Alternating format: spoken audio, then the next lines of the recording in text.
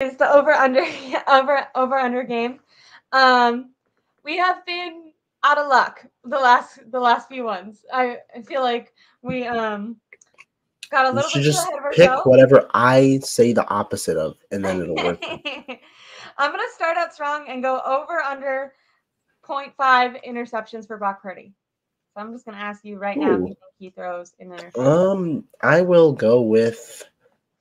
I'll go with the under for this one. I'll go with the under. I think Brock doesn't throw an interception in the return off the bye week. Now Jacksonville do they lead the league right now in takeaways? Right, they're really good at taking the ball They're away. pretty good. Yeah, they're pretty good at taking the ball away. Yeah, I mean, they're a pretty solid team in terms of interceptions, in terms of takeaways overall, and so it'll be intriguing to see. I think Jacksonville is tied, I believe, with Cincy. They get about 1.5 turnover or 1.5 interceptions a game. 49ers are right there too, at 1.4 interceptions a game, and so yeah, it's a pretty good mark. It's a pretty good mark. So will be interesting. I will go with the under though here for Brock. Okay, I also am going to go with the under. I don't know why. I feel like a big emphasis during the bye week, probably with Kyle Shanahan and Brock Purdy when they're going over stuff, is going to be to take care of the ball, because a lot of those games, if you know, it's true that stat. If you turn the ball over, you're much less likely to win the game. And if Brock Purdy could have held on to the ball in a few of those instances, the 49ers, those games would have potentially swung a different way.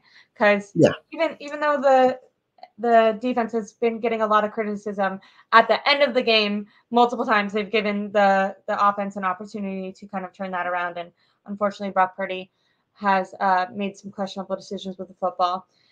Not to get too down on him, because obviously he's also done some impressive things, but I think that'll be something he's going to emphasize. Okay, I'll do over under. I don't know how I would do this because I didn't think about this, but I want to talk about his little sneaky athleticism that we've seen, and I want to ask you if you think that he's going to show that off at all. How many? I'm going to say You're saying over Brock under, in the rush yards. You're saying? Yeah, rushing yards. Over under like 40 rushing yards or 20. I don't know. 40 is 40 high. is fine. Sorry. Yeah. It's You were like, interesting not that. Yeah, because Brock's rushing comes like in spurts. He'll have games where he'll have literally 0, and then games where he'll have like, a ton. 50 last one? He had 57, I believe, against Cincy on 6 carries.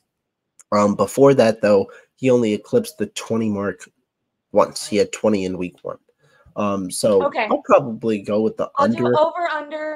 I'll do over under 15. Okay. That makes it hard. I will go 15 rushing yards for Brock Purdy. You know what?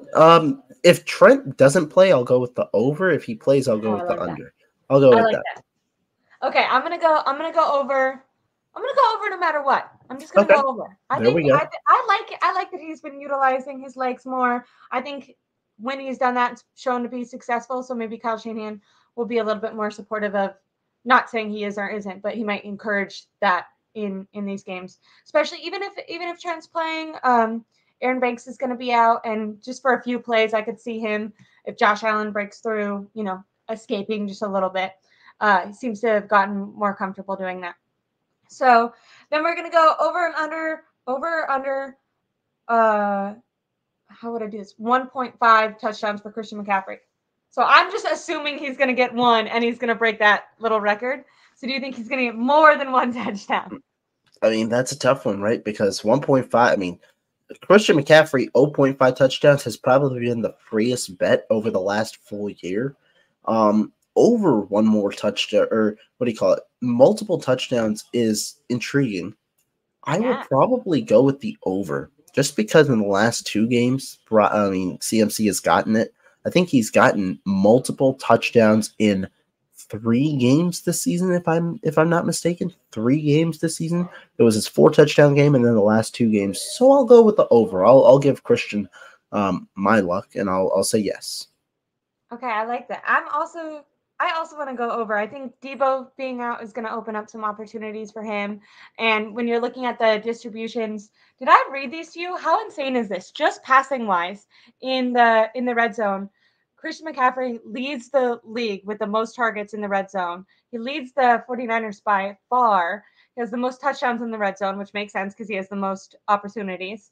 And then George Kittle also has 7 red zone targets. Ayuk only has 2 red zone targets. So we're going to do that. Our next over-under is going to be over-under 0.5 touchdowns for Brandon Ayuk. Why is he never getting touchdowns? That's a good question. And you know the funny part? Capable. It's not so many people talked about this that I wrote a full, I think it was like 1,400-word article on this topic. And you're right. It's not because he's not capable. He has 4 red zone targets on the entire year, which is good for 5th on the team, or tied for 4th or 5th with Kyle Juszczyk. Juszczyk has 4 targets as well. And the thing is, I don't blame the 49ers. Why? Because they go to the red zone at the 2nd highest rate in the NFL. They get 4 trips a game. That's what they're averaging, which is tied with Baltimore. They've gone 32 times, and they've converted 21, 65%, which is a top 5 mark in the NFL. So if they're scoring